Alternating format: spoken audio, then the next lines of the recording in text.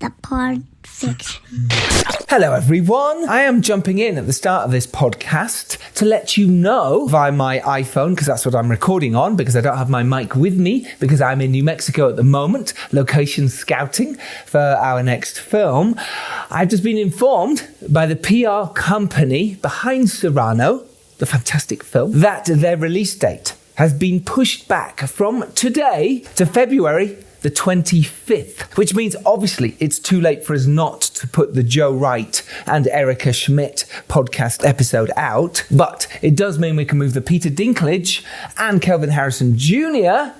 double bill to around the release date of February the 25th. So I'm just jumping in here to tell you that. So there we go. I'm going to carry on my location scouting. It is amazing here in New Mexico. The sights are beautiful. The backdrops are incredible. And the people, oh my gosh, I can't wait to tell you more. For now, I can't. That's it. Enough from me.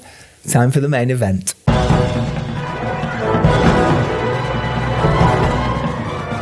Hello and welcome to episode 258 of the Filmmakers Podcast.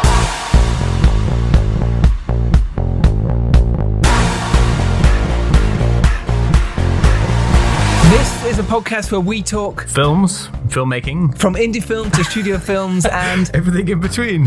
How to get them made, how to make them, and how to try not to fuck it up. In our very, very humble opinion. Welcome, ladies and gentlemen, boys and girls, to the show today. And what a treat we have for you. Yes, it is the return of Dom Lenoir. I'm back. Not only do we have Dom Lenoir, but we have on the fantastic, and he's a bit of a hero for me, wonderful director. It is Joe Wright. Ooh. How cool is that, Dom? It's extremely cool. I mean, he's one of those kind of filmmakers where you watch these massive, epic, Oscar-winning blockbusters and you think, how do they do it? And here he is, telling us. Here he is. If you don't know Joe Wright's work, and I'm sure you do, he's the director of Pride and Prejudice, the Keira Knightley Oscar-winning movie Hannah, starring Saoirse Ronan, Pan, starring Hugh Jackman, Darkest Hour, starring Gary Oldman. I think he was Oscar nominated. Did he Oscar win for that? Probably. In our minds, he did. Yes. The Soloist, Woman in the Window, and Anna Karenina. And of course, the film we are here to talk about, the Peter Dinklage starring Cyrano. Cyrano. Oh, yes. It's surrendiful. It really is. Well, congratulations, welcome back, Toby.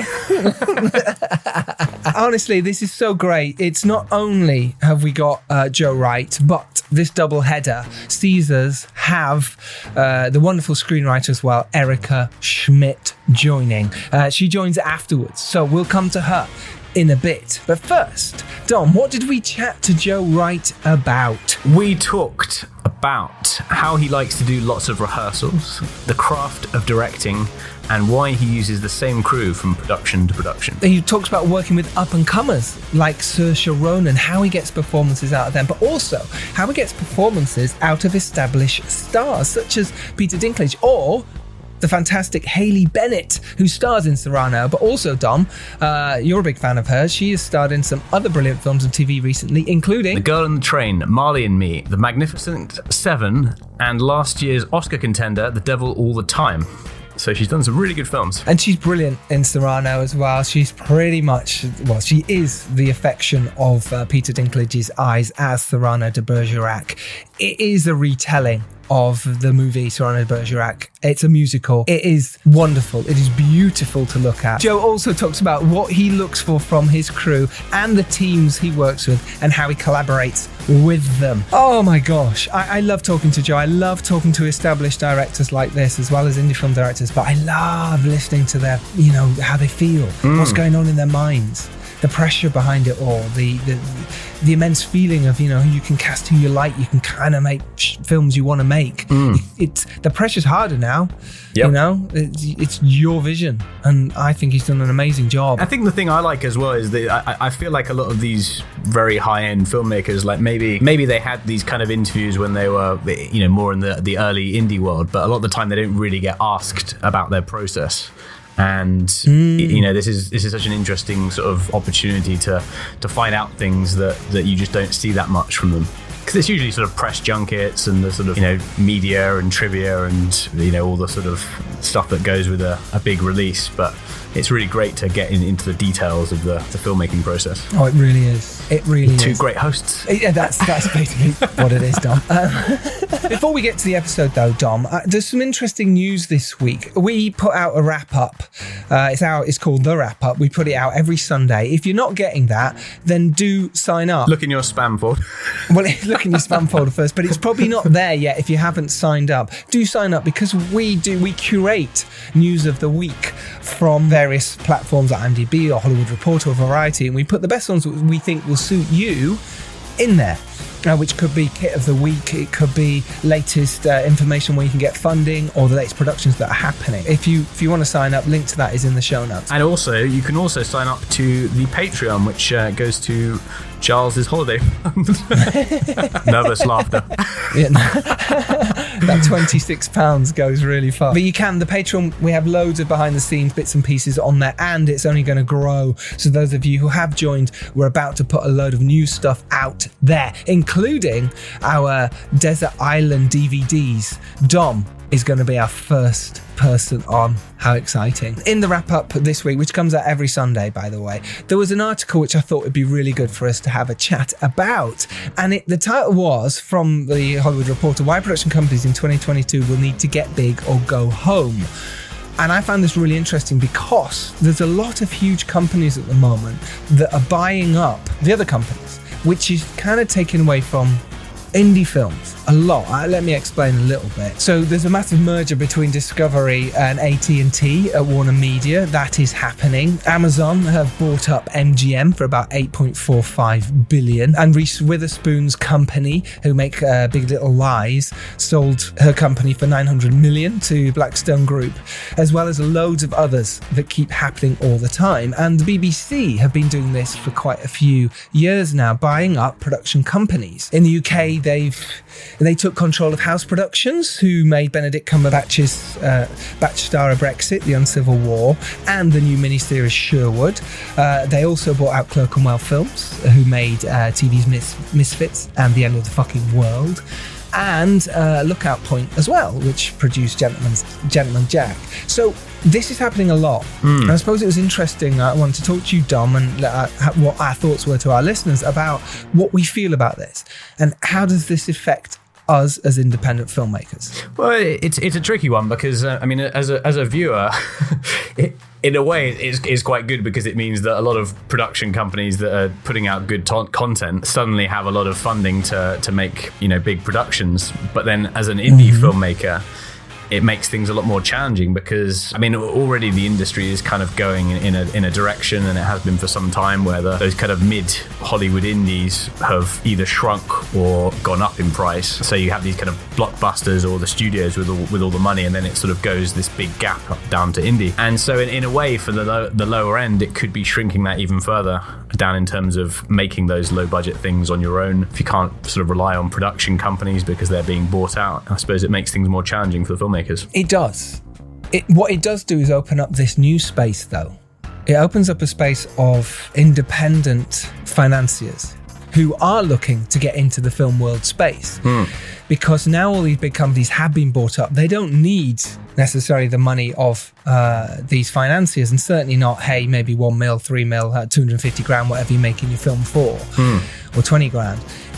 At the moment, that space has opened up because of it. Obviously, it means you've got to really know your stuff when you go there to these investors. You have to know what the recruitment schedule is going to be like. You have to know everything here for your investors to back you. But I feel like there's an opportunity now. I feel it's taken away quite a lot. It means it's going to be tough as hell for us to get in at the BBC or get in at Amazon Studios or Netflix, because they don't need us right now. They're making their own stuff and making lots of money from it. Well, they don't know that they need us, more importantly. More importantly, they do need us, but they don't realise that yet.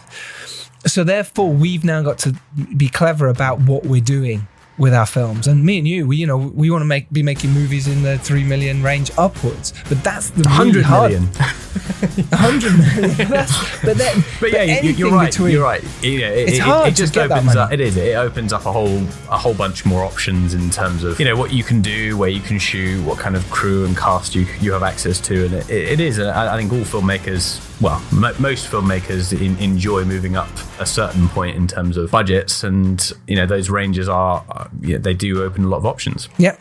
So look, it is difficult. It's always difficult to make your indie films. There's no question about it. But if you're making that transition now from maybe your first, second, whatever, or you want to start making a £1 million movie, don't necessarily recommend that. But hey, if it happens to you, go for it. Now you've got to think further outside the box. You've really got to find the project that is going to take off, that is going to do well, that is going to make money back to your investors. It's so important to think about that in your long-term career. At the same time, hey, if you've got something you want to make, go make it. Never stop anyone going to make something. But for us to get into that league now, things are changing and we've got to adapt with the times. So stay abreast of it all. Do read the trades. It's important, and to help you, obviously, there's the wrap up because they're all in there and we've curated it for you. But if you don't want to do that, then you do it yourself. You know what I mean? But it is important to know what's going on in this industry because it's changing all the time, especially with the finance side of things, tax breaks, how you get money back, where you claim it, how you do all that. It's so important. Right. Shall we get to our first guest? Yes. He is right. He is right on the money, and he's right here for you right now. It is, ladies and gentlemen. Myself and Dom will be back in the gap to introduce Erica properly. But for now, sit back, relax, and enjoy the fantastic Joe Wright. Woohoo!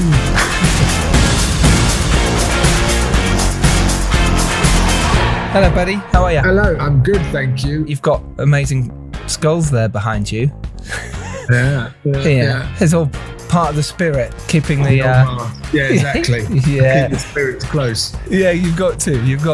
We're talking about like masks and stuff with actors, and I think it's fascinating how amazing you are able to pull masks off actors, and you get these amazing performances out of people, especially sort of child actors, with Saoirse and not necessarily a child actor here, but with Hayley, and you've worked with so many they've still worked, but you seem to pull these amazing performances out of actors.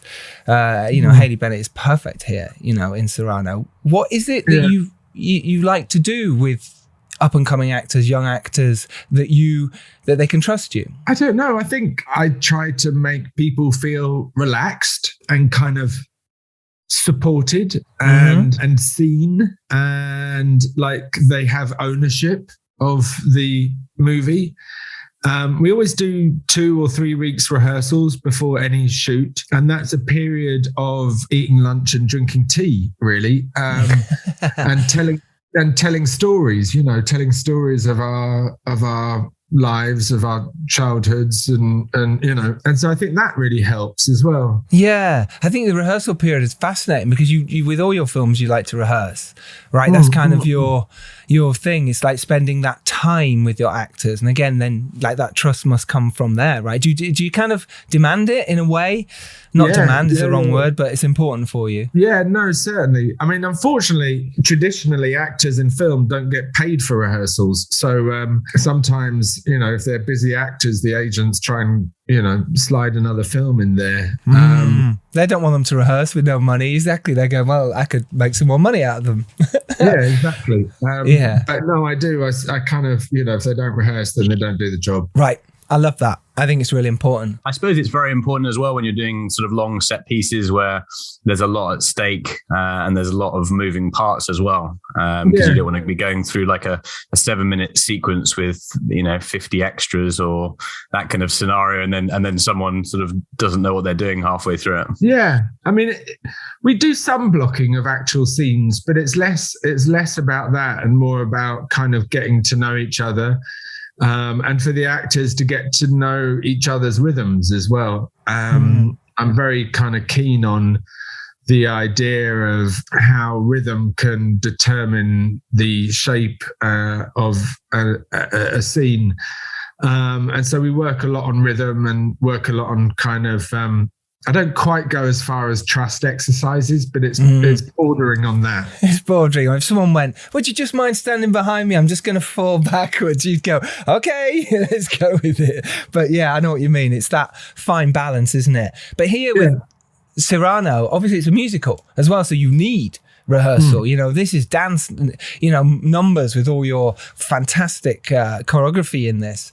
And the fantastic dances you had. Yeah, the rehearsals in this were great because we took over this theatre that we were, in the town of Noto where we were shooting, and we had different rooms for different activities. So we had like the drama room, and the stunts room, and the dance room, and the singing room, and the actors kind of had a schedule where they moved between these different activities. So, and then there was also costume and makeup in the same building, so they could do tests and all of that stuff. It was like running a big old theatre workshop. Oh, I love that. Did you find there was any challenge sort of incorporating those different elements together? No, because I think they were all focused on the same goal, which is to express the nature of these characters and the intention of the drama. And so, if you're working with, I don't know, Kelvin Harrison Jr., who's playing Christian, if you're working with him, on a scene, and then how does he express himself physically? How does he express himself in fighting? It's all expression of the same soul. And that's gorgeous. And that's fascinating because I don't know whether this is true, but maybe you come from the acting background. I know you'd done bits of work on the acting side and certainly smaller roles when you started out. Do you think that helps you connect to actors? Because it's not easy. You've worked with some major superstars and you have to connect with them all. I think you have to just understand, and this is maybe something I understand through having done it myself, that acting is not witchcraft. There's a large element of craft about it. What actors are often looking for are very, very practical notes. And I think a lot of directors who haven't had that experience, or experienced directing actors in theatre or whatever, they're slightly afraid of acting. It's somehow this strange thing that is somewhere between possession and lying. And then, like saying, you just have to pick that out as the director, because are you looking for falsities? Are you looking for people who are actually lying, so you're trying to get them to tell the truth within their performances? Very much so. And getting them to let their guard down as well, though. A lot of actors, we all really, whether we're actors or not, have certain habits that we've formed as part of a defense mechanism, how we want to be perceived rather than how we actually are, possibly. And so it's about figuring out what the individual's defense mechanism is and then trying to persuade them to remove that and allow themselves, their true selves to come through, their true creativity to come through. And that must happen in rehearsals as well, which is great because you've got that time to do it. A lot of directors don't get that. Yeah. And it's great you do that. I must come from your theatre background as well. I think also a lot of actors, there are character actors, but then there are actors who believe that what makes them successful is how to kind of think about, what looks good, and they don't need to, they can just let go of that. Especially with women, often, they've also been told to kind of wear this nice dress and look sexy and stand over there, and they're kind of their craft is often ignored. Yeah, and I think it is that authenticity that's so very important to feel what an actor's going through and making sure that that connection is apparent on screen. And I think that's something that's definitely apparent in all of your work, actually. Well, but when you're trying to get, like I say, performance over a song, because it's kind of one thing getting that performance out of someone when they're either on stage or on screen, but now in a song you're kind of elongating performances or thoughts or motion. How are you straddling those lines? Well, the actors and I worked with a very brilliant woman called Mary Hammond, who ran the RADA musical theatre course, and she taught us a lot about singing as if you were speaking, how to turn lyrics into into a form of sung dialogue, really, which is quite different from when you're, working on, I don't know, albums or songs, or, the kind of musical medium, the musical form requires you really to be acting through singing. And it was very interesting. I mean, one of the really interesting things I find, this might be boring to other people, but I find it really fascinating that emotion is delivered through vowels, right? Not consonants. Rhythm is delivered through consonants, but motion comes through vowels, which is why people always think that the English are emotionless, right? Especially, in the 40s and 50s, because we all talked with very clipped vowels.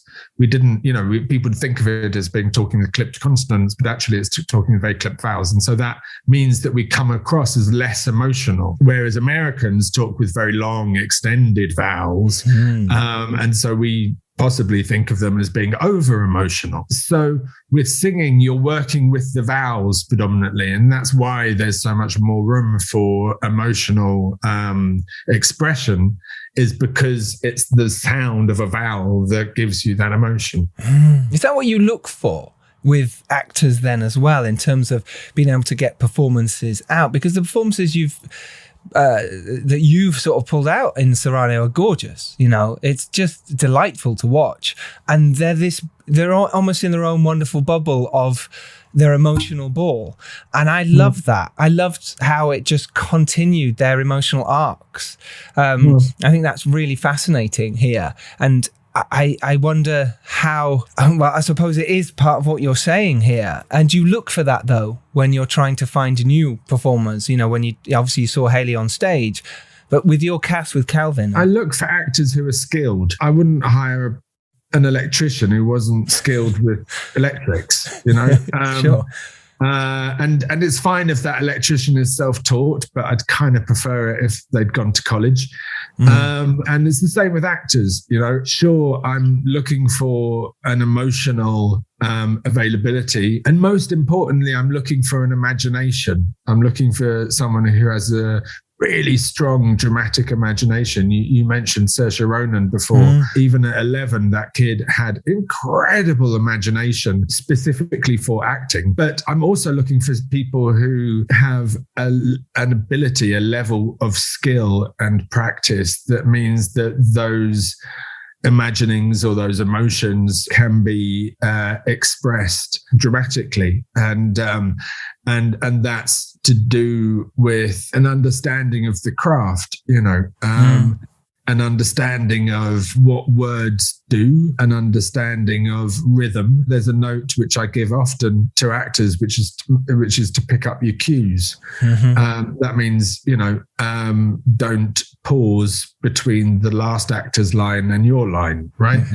That drives me mad because there's this kind of modern idea or contemporary idea that you have to, someone will say their line and then you say your line after a long thought about what you might say. But I don't, I'm making up what I say to you now as I go along, and I'll answer as quickly as I can, and I'll often interrupt you. Or you'll interrupt me or whatever. And part of that rehearsal process, going back to that, is about kind of understanding each other's rhythms and being comfortable enough with each other to interrupt each other. But, you want to do all of that in rehearsal. You don't want to be spending time doing that on set when you've got, 3 scenes to complete in 11 hours. Do you ever find any kind of conflict between, if you've got like a particularly visual sequence that's very reliant on, a set of shots or camera versus the actors wanting a certain level of freedom to kind of express themselves, and the two things are maybe not in the same page? Yeah, sometimes. Yeah, I do. But I usually find that there's a solution that suits us both. The problem is that you can never force an actor to do something they don't want to do, right? Because if you do, then they'll be resistant and, at worst resentful, and then they'll never do what you ask them to do truthfully. They won't be able to take ownership of it and inhabit it. So you have to find a way of saying, okay, well, we've both got something we need. So how do we find where those two needs meet? And the only, I've only ever not got on with about 2 actors maybe. And both of those were people who were unwilling to step on the train and come on the journey. And refused to, compromise. Is it the same with your crew as well? Obviously, it's very with acting and working with actors. Are you similar? I know you like to work with the same crew on a lot of your projects. It might have been different on Cyrano because it was, in the pandemic and you were shooting in Italy. But is it the same? Are you still thinking the same way with your crew as well in a similar vein? Yeah, very much so, especially with the HODs. And, Sarah Greenwood, my production designer, and I have worked together since I was 26. So that's a very long time. And Seamus McGarvey, my DP, and I have worked together since Atonement. And actually, he shot some short films for me when I was in my 20s as well. Jacqueline Duran, my costume designer, has been with me since Pride and Prejudice. So yes, the answer is I've worked with the same people over and over, and we are collaborators. There's no such thing as a Joe Wright film without them. And occasionally they're not available, or I have to try, for whatever reason, work with someone else. And that's interesting. I learn stuff, new stuff, and then I can bring that back to the family, if you like. And what is it that you feel that you can keep working with the same people? What are tips for our filmmakers out there who are going, how do you sustain those relationships? What is it about your connection and keeping the togetherness of a team? How do you do it? I don't know. It's really difficult, frankly, sometimes, especially when they get really big and famous and then they, want to go off and make big fancy movies. And I've come to understand that the types of films I make are never gonna be the big budget. I'd be useless at doing. Well, I tried one once at $180 million movie, and it doesn't work for me. So I always, my films are kind of medium size. I like the kind of $30-35 million budget, and they're getting offers to make movies at 180, and so they get paid more, and it's a longer job, and it's and it's a much bigger canvas as well. I think it just comes down to the fact that we do all love each other and we know each other really well, and there's a kind of, I don't know, I have a huge respect for them, and I think they're the best in the business, and so I always want to work with them. And for some reason, you'd have to ask them. They keep coming back to me too. That's because you make fantastic films. Could you just briefly sort of talk us through a little bit about those collaborations with the cinematography and the set design, especially in this film, and the music all work very much in harmony, I thought, to sort of keep a very relentless pace that keeps you sort of, powering through the story with the characters.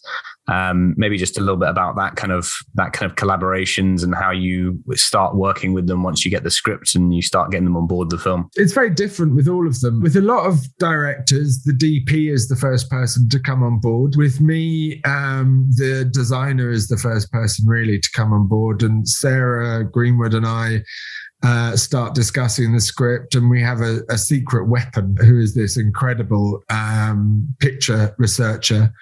And so we send the script to him and start talking to him, and he'll send us thousands and thousands of visual references, paintings of the period, but also kind of contemporary photography, a very, very wide palette. And then we start sort of picking photos out from that and going, oh, I like this color, or I like this atmosphere, and so Sarah and I start like that, and then we're kind of selecting these images, and then I have a notice board there, you see, and we magnet, we stick them to the board with magnets, and we just start talking about it and breaking it down, and then location scouting as early as possible, because I think it never works for me to try and force the script onto a location. What works for me is something more kind of site specific. So I'll start that location scouting, and I'll be looking at, oh, this is nice, I like this place, or I like that place, or this has an atmosphere I find interesting. And then I'll actually write those locations into the script and change the script to suit the locations so that it has a more cohesive, because especially now, I made prior to Cyrano, the last 3 or 4 movies were very, very studio based. And so therefore you can just, build the set to suit your script. But I'm more interested in responding to what we find rather than forcing ourselves on any location. And then Seamus, the DP, and I start looking at locations, and Seamus and I spend about 2 weeks prior to shooting. If I can do it after rehearsals, I will. And we spend about 2 weeks going through the script, storyboarding some sequences, if they're very kind of montage based. Storyboards for me are really about how one shot works with next to another shot, rather than about drawing a long shot that develop, if that makes sense. It's more about editing, I guess. And then we shot list. And then we also, we ask Sarah to give us plans of every set. And we talk about the direction of the light, and we talk about blocking. So we have a kind of plan that is not 100%, but a plan that is about 75%. And then, every morning I get up and write a short list before I go to set, and we discuss everything and rehearsals and, all of that stuff. Brilliant. Absolutely amazing. Joe Wright, we do have to let you go. I'd love to chat with you longer because you're fascinating, and we love Cyrano. We really did. And we've loved your career, and you're a fantastic filmmaker. Thank you so much for your time today. Thank you, Joe. Really appreciate it. All the best. Good luck with it all. Thank you. Take care. Thank you. you. So there we have it. That was the fantastic Joe Wright. That was all the time they could give us. But hey, what more did we need? More time. But the key when you need more time is ask them a 182-part question like I did. It was amazing. Your last question, we got a little notification at the side saying make this your last question. So Dom asked that question, and then he answered for about 5 minutes. You could see them all going, no, he needs to finish. It was brilliant, and he answered it so well. It was. We actually learned a lot from that, and sorry, apologies to the PR company on that one. Yes, real apologies. Thank you so much for letting us do it, by the way. It's been fantastic. Sarah Pendergrast and everyone at DDAPR, thank you. But Dom, just wanted to touch on there what you mentioned about the craft of directing and how important it is. Yeah, I mean, we learned a lot. I mean, we talked a little bit earlier about processes and how people prepare. And I think one of the most fascinating things that sort of came from this discussion is how important the production designer is in his process. I mean, for most filmmakers, it's a very, very important part of the process. But for him, it's almost the starting point for a lot of his work on the script and going into pre-production. So that and the rehearsals and how he sort of works with actors, it's all fascinating. Yeah, I totally agree. I think it's so important that your team around you gets your vision, and therefore it's up to you to show them the vision you want and to explain that clearly. It's so important to have your vision and let other people run with that, and hopefully they bring better things back to you, which sounds like the case here. Right, next up is a fantastic screenwriter. Is the fantastic screenwriter Erica Schmidt, who started off writing and directing for the comedy company Laughing Stock, and then she directed many stage shows, but she'd never written a screenplay before she wrote Cyrano. Yeah, so she talks about how she adapted it and that process of moving from theatre script into screenplay, and also what it was like working with Joe. She also goes into details about what happens when you get notes on your screenplay. Are they good? Are they bad? And she goes into depth about how she wrote it. It's fantastic. Me and Dom had a great chat with her. She was marvellous. Sit back, relax, and enjoy myself and Dom chatting to Erica Schmidt. So Erica, can we go back to the start of this? Like, first of all, we really enjoyed the movie. It was a fantastic achievement. So where did this all begin for you? Well, I always loved the Edmond Rostand play, and I was kind of obsessed with it. And I wanted to do an adaptation for the stage that I imagined to be through composed, not a musical, but really kind of a play with music. And I kind of had two points of entry. One was that I wanted to do the play without Cyrano having a false nose. And I mean, not just the kind of mask of the nose, but also to just never speak about what it is that he feels is physically unlovable about himself. And then my other kind of curiosity or interest in the play was the character of Roxanne. I felt like she's amazing, but she didn't have kind of the agency that I wanted her to have. Specifically with the end, I felt like she should be angry, or she should ask him why she'd been lied to for 15 years and what kind of love is that. And I wanted to know what he would say if she asked him that, rather than in the original where he speaks about Moliere and then he goes to fight his devil. Those were really my questions at the beginning. And I conceived it to be very, very small, to just have 10 actors and be kind of incredibly intimate and almost cinematic. You know, we had a letterbox around the stage, and I was trying to make it modern and spare and almost cinematic, realistic. That was the original way. I think, you know, what you mentioned with the nose, especially, like, that definitely came off with Peter's character, and you know, the film in general feels very internalized and accessible for everyone about their own sort of inner failings or lack of confidence. And Christian's character as well certainly has that, which we thought was really fascinating. So in terms of adapting, once you'd gone through the success of the stage play, what were the challenges and maybe some of the things you had to really focus on when you were moving it into a film script? Well, I mean, I'd never written a screenplay before. And like I said, I never would have made this my first screenplay. I never would have imagined that it would have become a movie. That was all Joe's idea. He saw the stage play and wanted to make it into a film. And then, you know, I had, like I said, made it very, very spare. And most of the first act was cut. And I also did a, not modern dress, but a kind of indistinguishable theatrical period. And Joe wanted it to be very Baroque, and he wanted the first act to be back to the Rostand, like huge high style society at the theater, and then move forward through the play to the fifth act, which then is almost exactly as it was on stage. It's very intimate and minimal, with just a bench as it was on the stage. So, you know, first it was never having written a screenplay before, and then it was kind of trying to see what it was that Joe had liked in what I had done and figure out how to keep that while also kind of growing it into the size of the piece that he wanted for the film.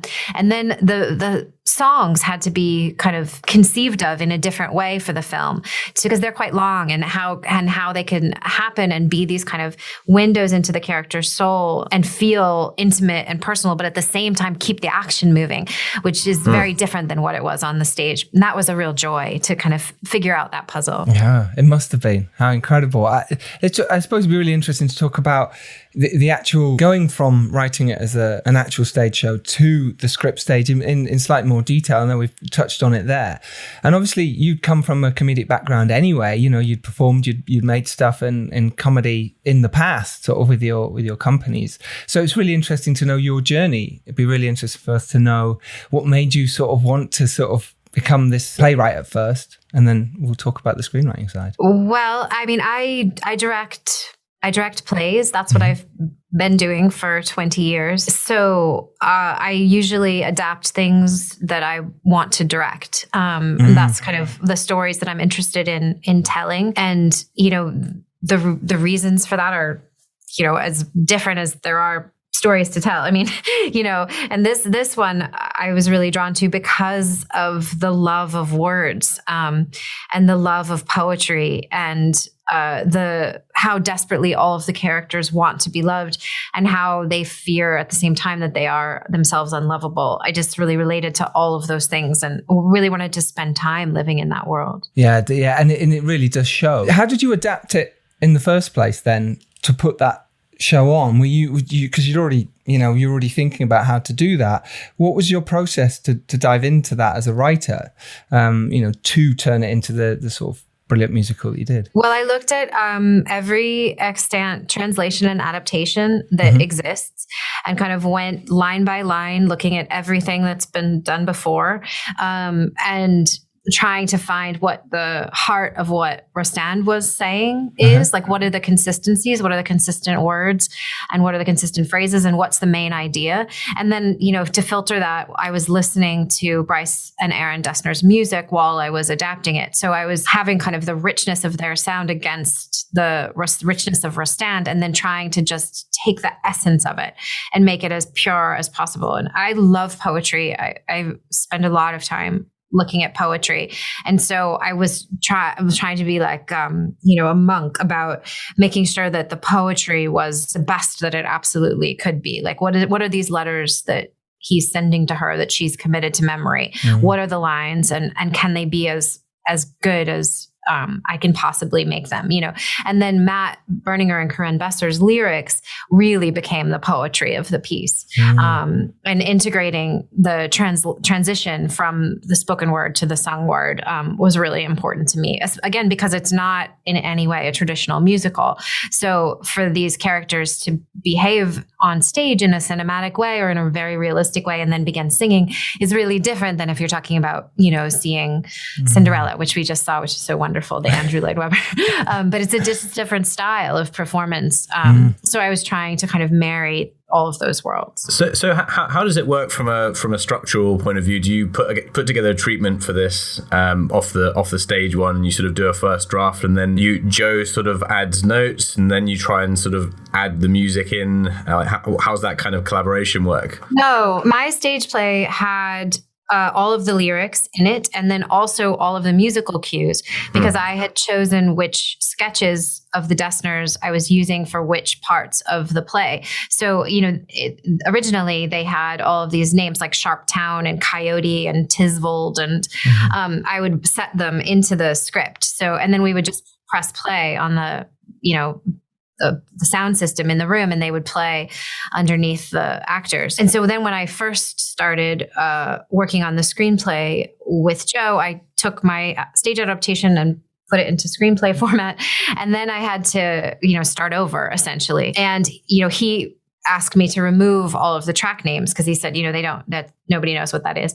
I was like, oh no, I know what that is. But the lyrics remained, and they all stayed. And then structurally, Rostand has a very clear 5-act structure that works. It's just like great scaffolding, and that never changed. So it's the theater, the bakery, the balcony, the war, the convent. And in the stage play, I had done like completely different kind of color worlds and looks for each of those acts. They were really clearly demarcated. So I'd spent a lot of time thinking about that. And that, I think that was absolutely the linchpin of the screenplay, because when that is in place, I'm learning as a new screenwriter, when you have the structure, everything else is kind of a lot easier.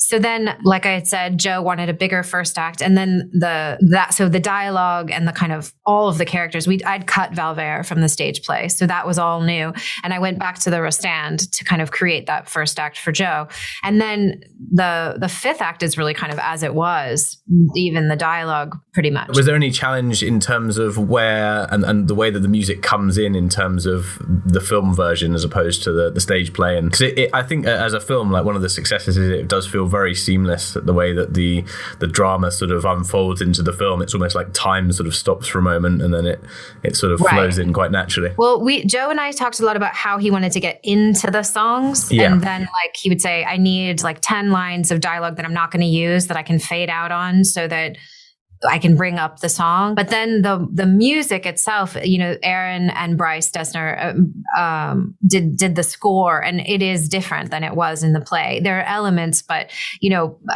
Bryce has spent a lot of time composing music for films, so he was, he and Joe did their own thing completely for the film. How many different drafts did you do? Was it like an intense period of time when you're now, okay, we are planning to do this as a film. Was it constantly going backs and forwards? Talk us through that time, because that's interesting for our screenwriters. Joe said he wanted to make the film of it. He saw the stage play in Connecticut, and he called and said, I want to do the film. I want to direct it. I want Peter and Haley in it, and I want you to write it. I thought, okay. And then he said, I function well with deadlines. I'm going to give you a deadline. And I was like, okay. So he gave me a deadline, and I did the first draft, and he called me and he was crying, and he said he liked it very, very much. But he had some notes, and I said, okay. So then I met with him and Lucas from Working Title, and we sat for about 10 hours in a hotel room and went page by page through the script really intensively, which, I had never done anything like that before. And he's incredibly detail oriented, Joe is. So some of it was kind of conversations about like why I had made the choices I had made. And then other things were like very detail oriented, like this must, be a certain way, which was great. I love notes. So I had all of those notes, and then, time passed and the pandemic happened, and, I was doing theater, and Joe had projects, and the band was touring and was, like world tours, pretty inaccessible.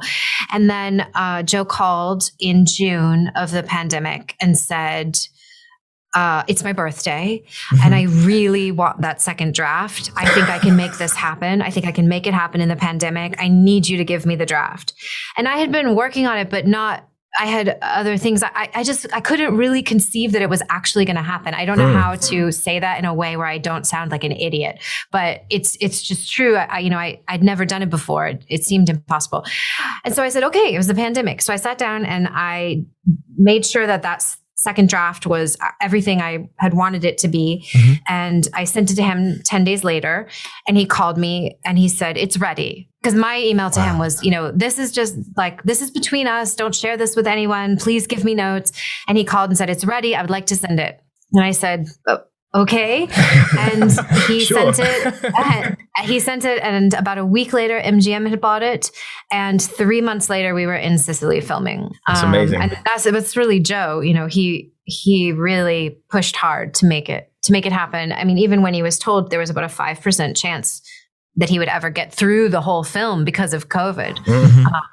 But he did. I think that whole story is incredibly comforting to people, especially at the fact that, there's definitely points where everyone goes through that where they're not sure if it's going to get made. And it really is that determination to keep going. And, you have to rely on someone else to push things. And then you sometimes it flips around and it's the other person. And it's great to see the end result of where that's all led. Yeah. And there was a lot of changes that happened during filming, so I felt really lucky that I was there in NATO and able to, kind of respond when it was, we only have half the time we thought we had for the war, so we need to reduce it, or, we don't have an interior, or we don't have an exterior, we have to have an interior. That was really thrilling to be able to be a part of that process. I can imagine. There's nothing better, I think, sometimes than being on set and seeing how things work. Do you think for your next project, and I really hope you write again, because it's fantastic what you've delivered, do you think you learned so much from being on set rather than not being for your screenwriting process? Oh my gosh, yes. It's so different from theater, which I'm sure everyone except me knew, but it was a total education watching from the back row, watching the film get made was really absolutely incredible and really helpful in terms of trying to write another screenplay. Just as a final question, if you could give yourself some advice to when you started in your career, maybe when things were challenging, that advice for other filmmakers would be amazing. Wow. I don't know. I feel like I've just started because this is my first time. So this all feels so completely new to me. And I really only ever think about things in terms of like the project that's right there, like what's happening, what's the story that I'm trying to tell, and how can I tell it, the absolute best of my ability. And I have a very hard time kind of just letting things go and saying that's done, I'm moving on. I kind of always want to keep working on things, and I love working on the same thing over and over and over again, trying to get it better and better and better. Which, actually the National does that as well.